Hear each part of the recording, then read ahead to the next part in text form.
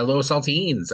Thank you so much for tuning in, joining me for what will be another mini episode of the podcast. Austin is busy doing all the things today, and I am at the shop, but it's a little slow. So I figured let's go ahead. Let's knock out a mini episode.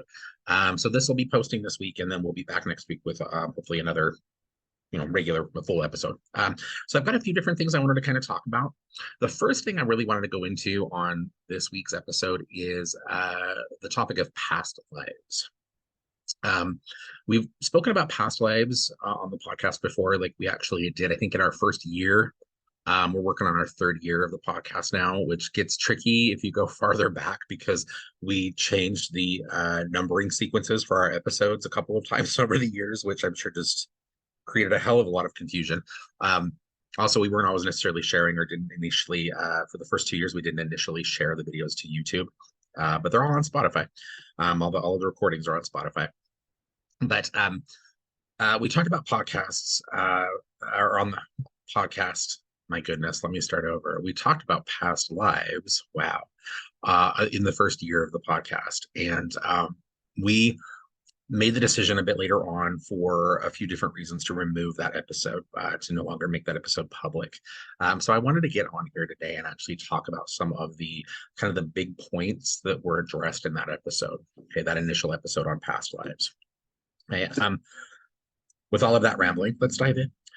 So past lives continue to be this interesting thing for a lot of people. I think that there is a lot of emphasis and a lot of focus, certainly, on where we're coming from, particularly in the realm of the spiritual, right? Where we're coming from as it would maybe relate to prior spiritual experience, even prior experience that would take us back to an incarnation before this one, right? And there is, I think, some merit to that. I think if we look at the understanding that as our soul continues to evolve, right, as we as beings, not just the identity of who we are today, right, because this life, this thing, this person that you are today, the entirety of who you are, right, this is really kind of in essence just the mask, right, for the performance, which is this lifetime, right? And that doesn't mean that this isn't important. This is absolutely important. We need to take care of ourselves, our bodies, and we need to take care of ourselves in each incarnation and each experience, right? But there the fullness, the enormity of what we truly are as spiritual beings is not something I think that we're really consciously connecting to or tapping into in each lifetime, right? Bits and pieces, maybe. So with that, again, with that being said, past lives and the experiences that we would identify as past lives do have merit in our current spiritual practice. Okay. But I want to kind of qualify that a little bit. Okay. The value of past life experiences, the value of knowledge, I should say, of having knowledge of past life experiences really is that that knowledge gives us the ability to better understand certain things about ourselves in this lifetime. Okay, having knowledge perhaps of past life experiences can let us know maybe why we have particular patterns of behavior, why we have particular fears, why we're drawn to particular things, right? There's a lot there that again can really be of benefit. Okay, I think though that a lot of people in the pursuit of that, in the pursuit of maybe being able to reconnect to or kind of rediscovering that knowledge, I think a lot of people then unfortunately kind of fall into this belief or this pattern of behavior around trying to recreate past life experiences. And that's not the point. The purpose of knowing of having knowledge of past life experiences is not to then try to recreate those experiences because you've already done that. And whether that's in that prior incarnation, whether that experience proved to be a good thing for you or a bad thing for you, whether you would identify it as a positive thing that you did with that lifetime, or maybe a negative thing, an undesirable thing that you did with that lifetime, doesn't matter because all of that serves the purpose of the evolution of your soul. Okay, so there's a lot of idea now out there, I think, about being able to go back and get it right. Say if you had an experience where you really screwed something up, right? Or say you meet with someone who specializes in past life readings, and they're telling you like, well, in your past life, you had this issue with money and material wealth, which is maybe why you struggle with these things in this lifetime, right? That can be good knowledge to have, okay? But that doesn't mean that you then need to kind of make your goal in your current life how to undo this past experience so that I can be rich in this lifetime, right? That's a waste of time. You cannot undo what happened in that past life. All you can do is hold on to the lesson, the value, and the knowledge of that experience, and make sure that you choose differently this time, right? Or that you maybe alter your perception of things, in this lifetime, so that you do continue to grow beyond whatever that experience would have been, right? So don't fall into this trap, this kind of this limiting idea of needing to kind of get it right, go back and redo, right? Or reclaiming. I think a lot of people also run into situations, particularly when we kind of see how past lives have ties to concepts like twin flames. Okay. And I'm just going to tell you right now, twin flames, this is my opinion, certainly, but there is a lot of other information out there that will support this. The concept of twin flames, at least as it's understood in contemporary spirituality, is bullshit. Twin flames are not real, not in the way that people understand them to be anyway, right? There's a lot of very new age kind of philosophy around what a twin flame is, right? But it's crap. It's nonsense. And I would encourage all of you, if you're someone who's maybe been curious, if you bought into twin flame kind of philosophy or ideology over the years, to really dig a little bit into that, to look for the roots of where that comes from, because it's all spiritual bypass. There are some very shady, some very unfortunate and very unethical things that come of twin flame philosophy. Okay. And that has always been the case. Okay. It's not real. But when we look at how twin flames, the concept of something like that can also then be connected to the belief in past lives.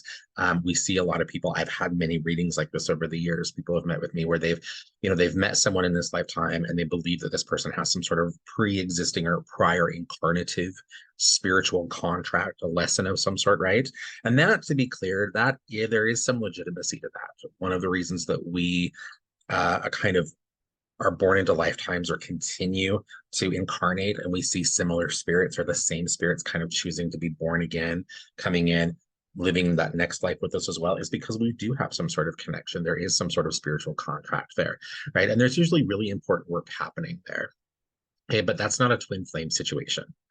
Okay, in a twin flame situation, you are made to believe that you are incomplete somehow without this other soul, right? And the reality that the real way that soul contracts or spirit contracts works is that those spirits, they're all both complete within themselves. They don't need each other. They don't need each other. They continue to choose each other because there is benefit to that, right? In some way, as their souls, as each individual soul continues to evolve, right? So distinctions, absolutely big differences. Okay, but I've had a lot of people over the years come and tell me like, well, I know I met this person and I'm feeling this way about them, and there's just such a closeness of connection, and and they're saying like it's only been like a couple weeks, but this person just feels like my soulmate, right? And and they're like, and I believe, and I've been told by someone that we had a past life association or connection, right? And and none of that's necessarily true, right? But we owe it to ourselves, I think, to kind of do some additional research when we're given information like this from people, right? In that situation, I also want to say that it does no good to try to reclaim a relationship, even if it was true that you and that soul in a prior incarnation were romantically involved, right? As different people, different life, different whatever, right? That doesn't mean that that is now or should be the focus for what that connection between the two of you needs to be in this lifetime. Okay. There are many types of relationships, right, that can facilitate all kinds of experience and growth for us, right? Everything doesn't need to be a romantic connection or a soulmate connection in that context, right?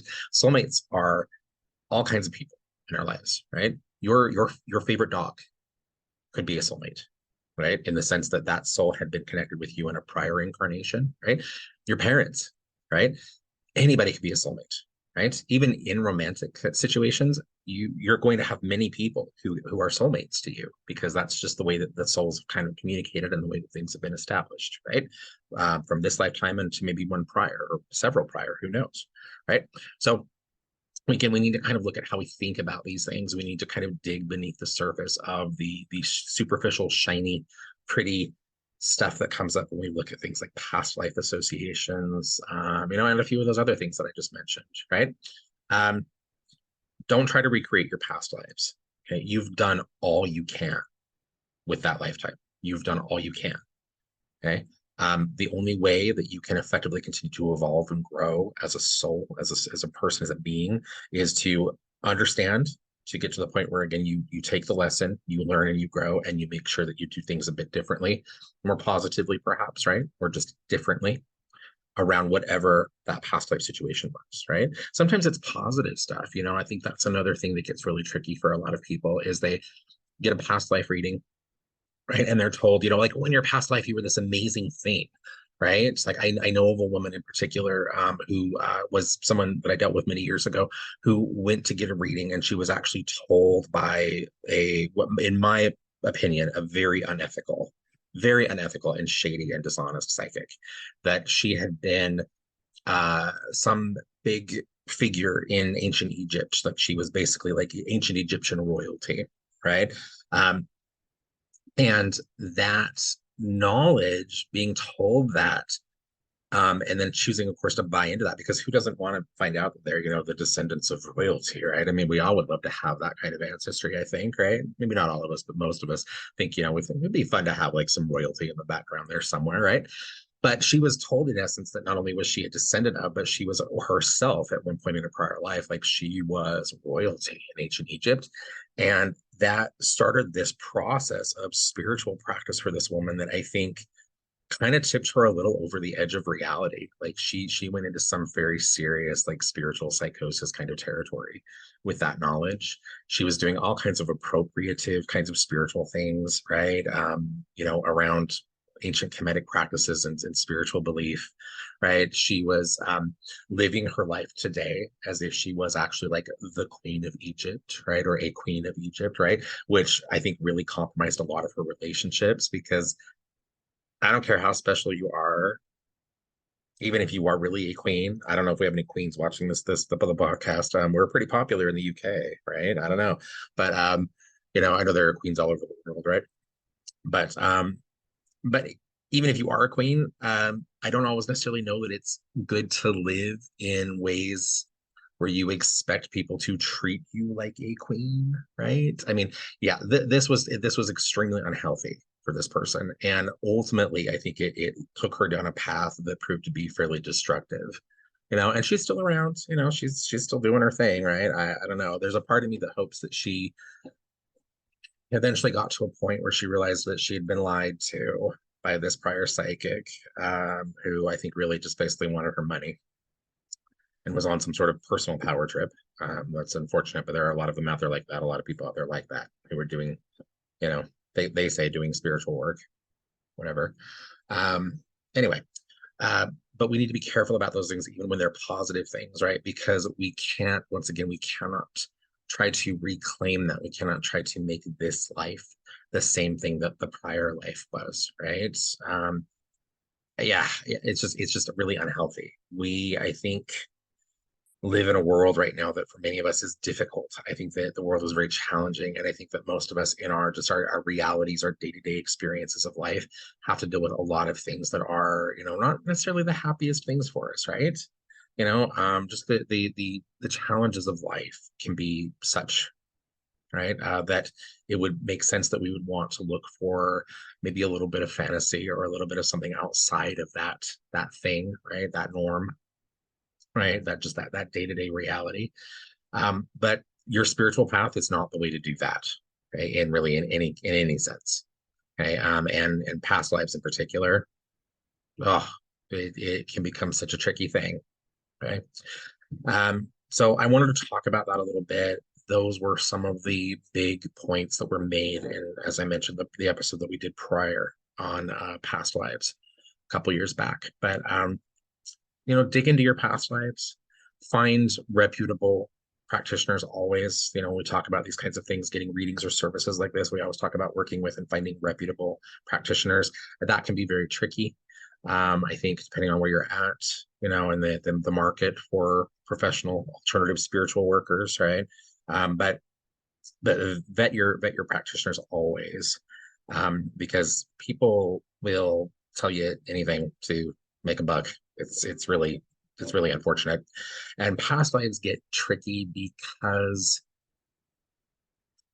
it's been my experience, at least, most of the people reading past lives are giving you details, but the details themselves are very general. They're very broad, and as a result, they can be very difficult to confirm. Right? I'm of the opinion that if you were going to meet with someone who is an ethical past life reader, right, someone who has that gift, however their process works, someone who has that ability, that gift, if you're going to meet with someone that actually is what they claim to be, and they are ethical in that sense, they'll be able to give you information down to things like the city that you lived in, right? What the land that your home was on looked like, you know, other familial relationships, right? The nature of the work that you did, even down to some of the more technical aspects of the work. Like there are people out there that can give you this kind of information, right? And the good thing about that is that if you care, that gives you something to maybe then go back and do a little bit of research on, right? Like, was there actually a town in this area of the world in this time frame with this name, right? Was this a particular skill or craft or type of work that was common in this area of the world, right? In that particular area, right? Was there a family that was known to exist in this town or this area of the world, right, that had this last name, right? These are pieces that you should be able to get from an ethical past life reader. Right. If you're going and meeting with someone and they're not able to give you that information, you probably don't want to go back and see that person again, right? Because highly likely that they are, oof, well, not conning you necessarily, but if the information they're giving you is so broad, they're also really not giving you anything that's really of value, right? It might be a fun experience, but what are you going to do with that? So I wanted to talk about that a bit, and I think I've done that.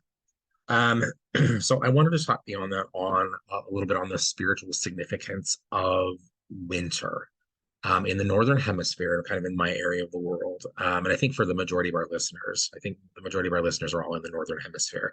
Um, Though we do love our southern hemisphere listeners and Saltines as well.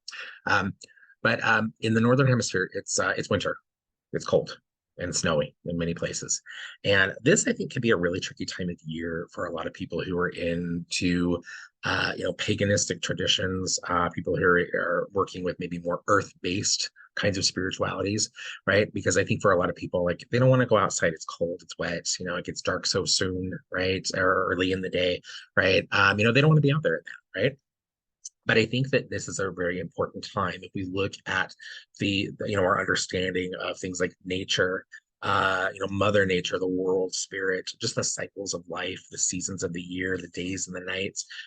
We can't ever really, like, we can't fully appreciate the warmth of the summer and the light of the sun until we really know what it is to live without those things, right? And to not have those things, to experience the cold and the dark of winter is just as necessary, and to be honest, can actually be just as enriching to your soul, because when it is cold and dark outside, that is the time for us to turn inward, right? And it's difficult, I think, for a lot of people to do that. I think that's one of the big reasons why people tend to feel a disconnect when it comes to their spiritual practice around this time of year.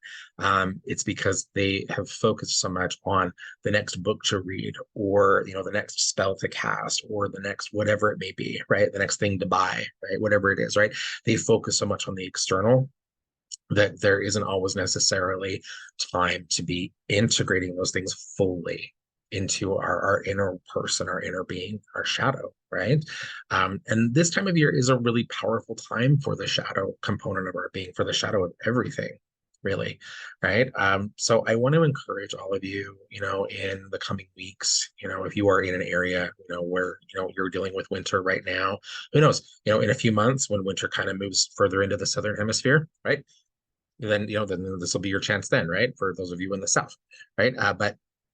But to actually use this time to focus more on the introspective, on the internal components of your being, your sense of wellness and wholeness, right? Your mental health, your emotional health, right?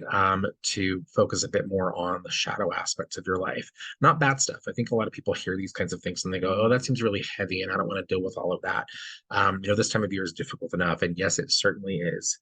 But I also think that one of the reasons why we deal with a lot of stress and challenge this time of year is because it's meant to trigger, it's supposed to be triggering or highlighting some of those issues of shadow, some of those issues where, like, yeah, there's something about this. Maybe I need to do a little bit of more healing or a little more integrative work around this, right? Otherwise, I wouldn't continue to be upset about this. This wouldn't continue to be the trigger for me that it is, right?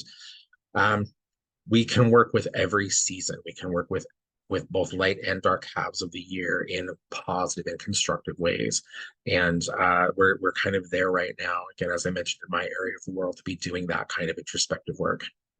It's very powerful work. To add to that, I want to say there's a belief or an idea in some traditions. I think that this time of year, as we move into winter, that the earth goes into slumber, right? Or that like this is kind of a year where we're supposed to not still be maybe focusing as much on our magic or on our spiritual growth, right? Like, and I'm not trying to say that those traditions are wrong necessarily, because who knows, wherever they originate in the world and whatever culture they may be involved in, that could be totally accurate, that could be totally applicable, right? And we're all allowed to believe what we want to believe, right? But I want to say winter, the cold and the dark months, the earth is still just as much alive and just as much awake, right? The earth and the spirits that we identify, the spirits of the land, right? They're still with us, right? They just, they're changing and they're living a bit differently during these months, during this time, just as we have to, right? Like we have to adjust our days for when there might still be light out there, right? It gets darker earlier. So, now we know, like, oh, I probably don't want to be out so late because it's going to get darker earlier, right? I need to wear something warmer on my body right now, right? Otherwise, I'm going to get cold if I go outside, right? We need to we moderate or modify and change our behavior. The spirits around us will do the same thing, right? And so they're all still around us. Everything is still awake, right? It feels differently, certainly, but it's all still there. Okay. Those of you I find in past, as I've kind of talked about the significance of winter months, those of you in personal and spiritual work, those of you who maybe struggle with things like seasonal affective disorder and things like that, I know it can be very easy to fall out of your spiritual practice when you're struggling with something like that. Those symptoms of depression, those other things, low energy, fatigue, like all of those things that can come up around SAD or seasonal affective disorder. Are very real. But I want to challenge all of you to still make sure that you maintain some connection to your spiritual practice, because that right there is actually, over the course of those dark days, is going to do more to help you than probably a lot of the other shit you can do. Okay. You can go into any shop and buy those little lamps, right, to kind of mimic the sun, right? You can do all kinds of things, right, to help treat something like seasonal affective disorder, right? And that's all good stuff to do. I'm not trying to say don't do it, okay? That's all good stuff to do. But your connection to your spiritual work is something that really is going to continue to hit you in here. It's going to continue to make a positive or be a positive influence in your days, which will help you to better navigate those tricky moments around seasonal stuff, right? So keep at it. Okay? Don't stop. Don't get lazy, and don't decide that, oh, I'm just going to take the winter off, right? Unless you really need to, right? But don't do that with the idea that there isn't still stuff happening in the world and the spirits aren't still around and doing their thing, because they always are. Okay? All right. Oh, one other thing on that, I wanted to talk a little bit about snow and the use of snow in magical practice. Snow is such a powerful magical component when you think about it, right? And I don't know, in our area, we've gotten snow, but it's primarily in the mountains. Like as I go out into the yard here at the shop today, like there really isn't any snow on the ground, but the mountains all around the valley that we're in covered. Okay. So if you have snow in your yard, right, and it's clean or like ideally freshly fallen snow, right? Go out and harvest some of that. And consider maybe using that in the next spell that you do. Snow is excellent for cleansing, particularly freshly fallen snow. It's excellent for cleansing work. It has a lot of the same elemental properties that water does, but because of the cold and the icy nature of it, it's also really good for things like bindings, right? Those of you who love your freezer spells, next time you need to do a freezer spell, right? And it's a temporary, like a real temporary kind of spell, go out, make a snowball and put whatever the tag lock or the item is for that person, pack it in a snowball, right? Okay, and just leave that shit outside. It stays cold. That snowball's going to stay just like that, right? For who knows how long, right? These are creative ways that you can work with natural influences, the natural things around us. And again, another component of how we can see, or another way that we can see magic in a time of year where maybe we don't feel so magical, right? So yeah, but snow is a really cool thing. And those of you who like to make waters, I would recommend maybe going out and harvesting some snow, right? And you can even like throw it in your freezer for a few weeks, right? If you're like, I'm not ready to make the thing right now, but I want to, right? Go out, grab some snow the next time you get a fresh snowfall and throw that in a plastic baggie and throw that in your freezer, right? Okay. And yeah, it'll probably freeze up a little bit more in your freezer. But but the energy of it is still there, right? The energy of the snow. And use that, incorporate that maybe into the next elixir or the next cleansing bath or whatever it is that you may do, right? It's again, it's just a really nice way to work with what the world really so readily provides us. One last thing that I wanted to talk about, and this will probably be pretty quick, but Yule is coming up here. We actually have a lot of things coming up, right? We've got Yule as it's observed by other spiritual traditions. Some people refer to it as midwinter, right? We have the winter solstice, right? And really, for the most part, it's all kind of the same thing, right? We also have Saturnalia. Saturnalia is coming up here on the 17th of December, traditionally. We have a lot going on this time of year, right? And I wanted to kind of talk about that because I think that this season, particularly with all of the conditioning that so many of us have around Christmas time, this season can be, or can seem to be, a lot, as it would relate to the observance of days of significance, right? Sabbats, holy days, or high days, right? And I wanted to talk about that again because you can be a witch and still observe Christmas. Okay, you can be a Christian and still go and hang out with your friends while they do their Yule ritual. Okay, there is nothing about any of these days that is locking anybody into a particular way of acting or believing. Okay, if you are a witch or someone who identifies as a pagan and you're like, you know what, I don't really deal with the winter solstice. I'm not a Yule person, right? Don't worry about it. You don't need to be. Okay, you do not need to be someone that observes every Sabbath to still be an effective witch or pagan. Okay, and again, as we've talked on the podcast before, traditionally, a lot of the Sabbats that we acknowledge now had nothing to do with witchcraft. Pagan, maybe, certainly paganism, but very little to do with witchcraft, most of them. Okay, so you don't need to observe Yule or midwinter or the summer solstice, winter solstice, if you don't want to. Okay, that's always your choice. It should always be your choice. Okay. Having said that, if you are someone that loves to observe or does observe Yule or midwinter or the solstice, please have a good Sabbath. Please have a good special day, right? Do something to honor yourself, something to honor your spirits. Okay, for sure, your spirits. Okay, this is an important time of year for our spirits. Okay. Try to have some fun amidst all of the stress and anxiety that can come up around the holidays here this season. Yeah.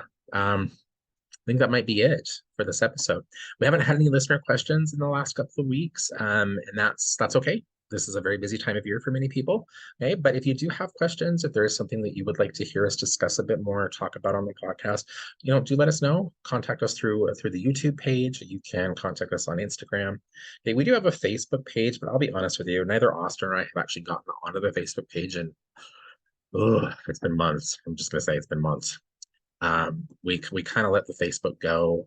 It's still there, right? And it's still there mainly so that you can contact us if you like to, but we're not really actively posting anything there any longer, right? So that's kind of there for you to reach us, or is another channel for you to reach us. But yeah, most of you at this point know where to find us. Yeah. So this episode will be posted to Spotify and kind of filtered out through all the other streaming services that we're on, and then and of course we'll upload this video to YouTube probably within the next day or so.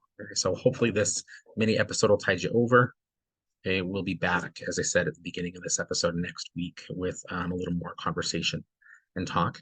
One thing I did want to ask, in last week's episode, we kind of had a little bit of a change of scenery. We had to record that episode at home because, for just like for you, this time of year is even busier for us, and recording at the shop last week wasn't an option. So we recorded that episode at home in our living room. I believe Austin panned the camera at one point, and you all got to see a nice angle of our very cluttered looking kitchen counter area. Yes, I'm still irritated with him for that. Not that he cares. But if you liked that, if you actually thought that seeing us kind of, in our natural habitat at home was kind of nice, it was a little more casual, a little more fun, let us know, right? We're kind of considering maybe doing that a bit more regularly. Yeah, I don't know, maybe just to shake things up, right? Anyway, I'm gonna quit gabbing at you and stop this recording, stop this episode, and I just want to thank you all so much. Like, share, follow, do all the things that kind of help us to continue to do what we do here and at the shop, okay, if you can. Okay, and yeah, that's pretty much it. I'll be chatting at you again next week. Bye.